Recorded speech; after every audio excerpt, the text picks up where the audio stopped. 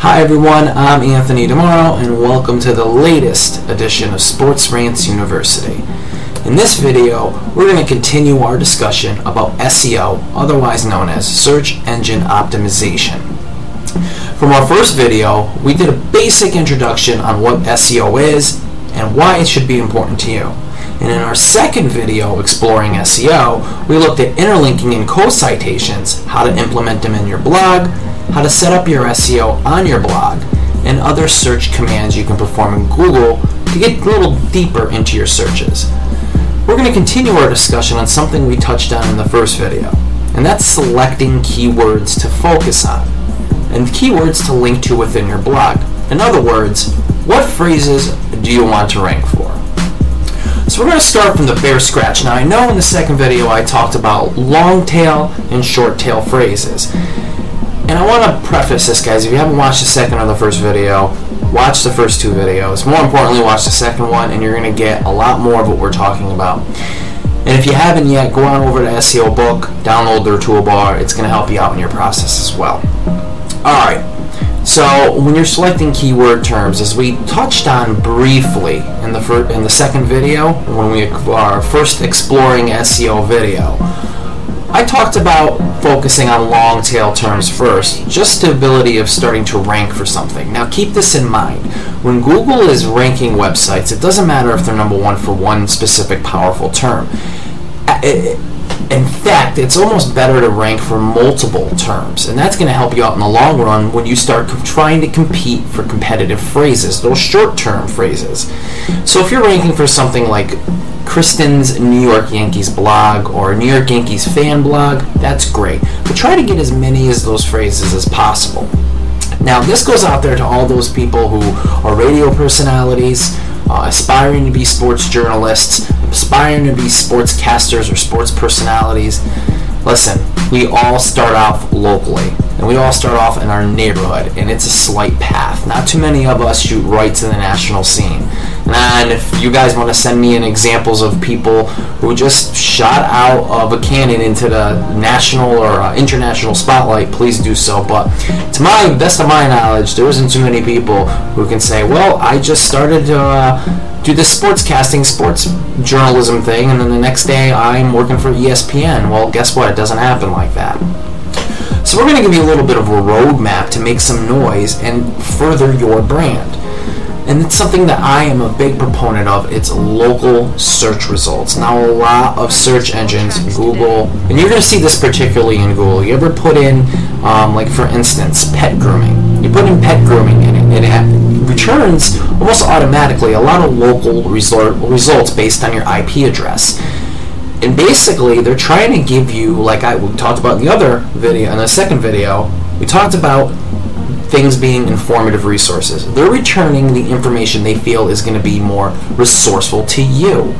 So, a lot of those top search results, yes, they're going to have the people who are doing their SEO and ranking correctly, but there's another factor as well. It's the local flair. Google loves it. Yahoo loves it. Bing loves it. They want you to be in touch with your local community and get the localized, personalized information. That is what they consider to be a resource. So with that being said, I want you guys to think about local terms. Now, when I first started out on SportsRantz.com, I started going for a couple of local phrases. And I have a lot of broad experience in this. Before my time at SportsRantz.com, I developed a website, social networking website called 518fever.com. And we ranked for a lot of localized terms. So Albany bars we were number one for because we had a large bar and restaurant directory. 518 restaurants, 518 we ranked for. So these are examples of how I built my audience at 518fever.com. Sadly, that site is no longer in existence. I actually took it down earlier this year, because frankly SportsRantz takes up a lot of my time. But with that being said, building a local base brings you local followers, and people want to read other local stuff. I mean, hometown people, I love reading hometown stuff. That's why we pick up the paper almost every day. That's why some people pick up the paper every day. They look at local journalists. That's why local radio hosts are all across your billboards. If you can lay your claim to some kind of notability or being recognized or being a notable figure in the local community, that's a good step into building your brand and expanding your brand on your sports blog.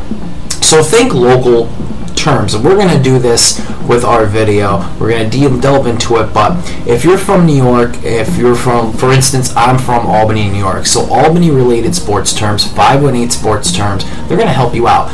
Yes, I'm going to answer your question right now. They may not be the most competitive phrases out there, but think about it like this. Think about collecting a whole bunch of eggs in your basket. And the more eggs you have, the more power you're going to have, so to speak, correct? Well, pick up these number one terms, and then you can start going on your blog, and you can start saying, hey, I'm number one Albany, New York sports blogger. You can say that because guess what? The stats will back that up. When somebody goes and puts Albany, New York sports blogger in, you're going to come up number one. And it's always good, especially when you're presenting to advertisers, that you have number one rankings, or you can claim to be the number one in something.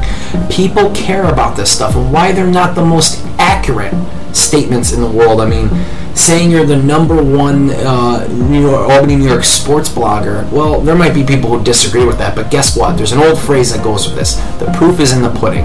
And when people are finding their information on search engines, that's the pudding. So it doesn't matter if Joe Schmo down the road thinks he's a better blogger than you.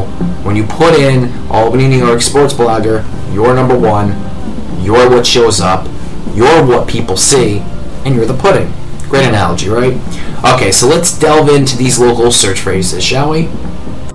Alright, so like last time, let's start off at our google.com search box. So let's start putting in something very simple. I want to put in Albany sports. And look at this. Automatically, here are my localized search results. Right off the rip, I'm getting UAlbany sports, ualbany.com, which actually, don't let the .com fool you.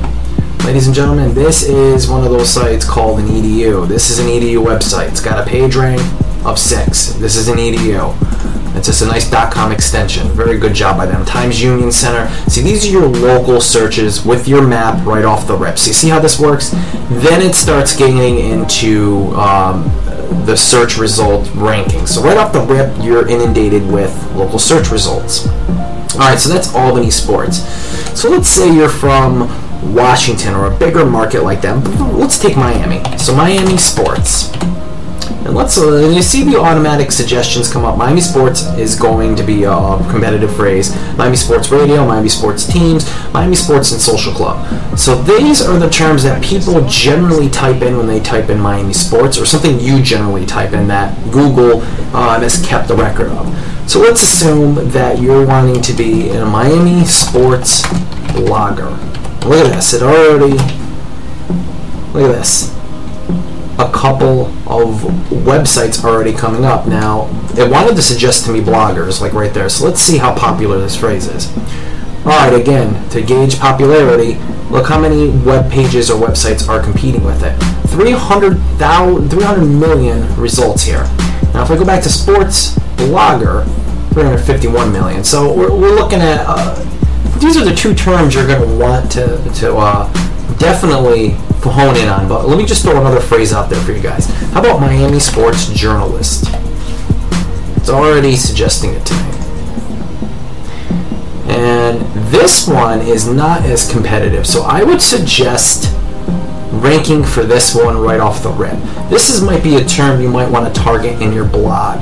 And remember, how to target these things is you want to go after keyword links in you want to mention this phrase within your blog. And guys, let's just go right here. I'm gonna go right to my SportsRantz University on SportsRantz.com. I'm going to go to Exploring SEO, and I'm not going to log in or do any of this stuff. I'm not going to go, because I have a feeling you guys know how to link words in there. But I just want to throw in here. So let's just say we wrote our blog post right here. Be sure to mention at least 1 or 2 times within your post the phrase, if you want to rank for this, Miami sports journalist. Now, since we looked at 2 phrases here, Miami sports journalist and Miami sports blogger, I focus on both of them. So mention Miami sports journalist once and mention Miami sports blogger another time.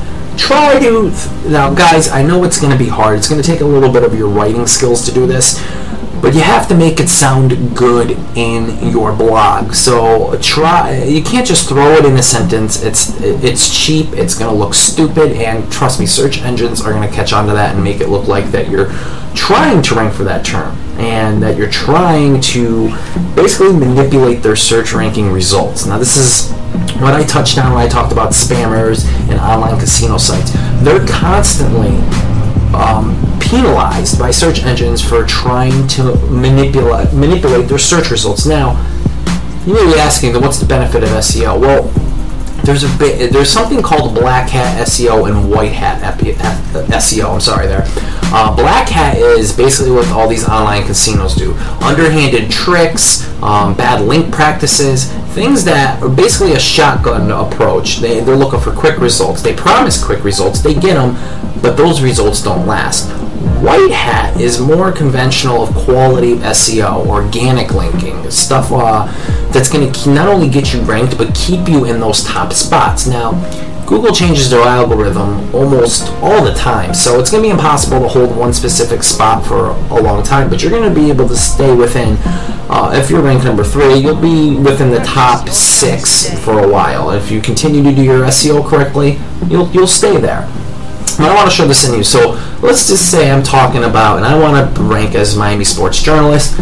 I might start off a paragraph saying, let's just take this one. I talk about, I also teach you some Google search commands that should help you get more out of your search engine results. I would say, I also teach you, with my background as being a Miami sports journalist, link the word Miami sports journalist, Google search commands that should help you get more out of your search engine results. There's one way of doing it. And then throw in another, from my perspective as a Miami sports blogger, and I do not do this in every single blog post. Switch it up. If you're doing another good thing at the end of your article, remember I was telling you how to put in your Twitter links and Twitter, follow me on Twitter. If you, let's just say my name's Anthony, I'm trying to rank as Albany sports blogger, I would say follow Anthony, a passionate Albany, New York sports blogger, and then link that while mentioning my Twitter account. And look at that. And also remember, guys, it's all going to go for that if you don't add in your title tags, your meta tags, your keywords, your tags, categorize your post. And also, as we spoke about in the last video, these co-citations that go to EDUs and .govs, they're important. And remember, share it.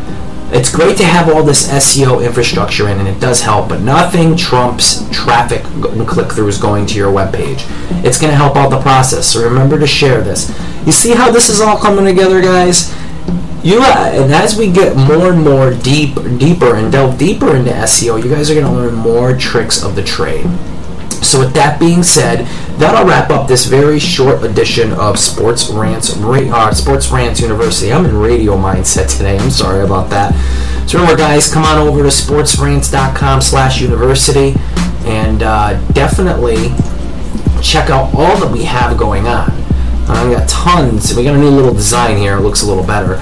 And as always, if you have any questions, you want me to set up your SEO for you, we're going to be launching Hire Us services. We're going to do it, or it can be it can be budget friendly for everybody. So if you guys, while you're learning this, you don't want to be behind the pack or behind the gun, I'll help you out.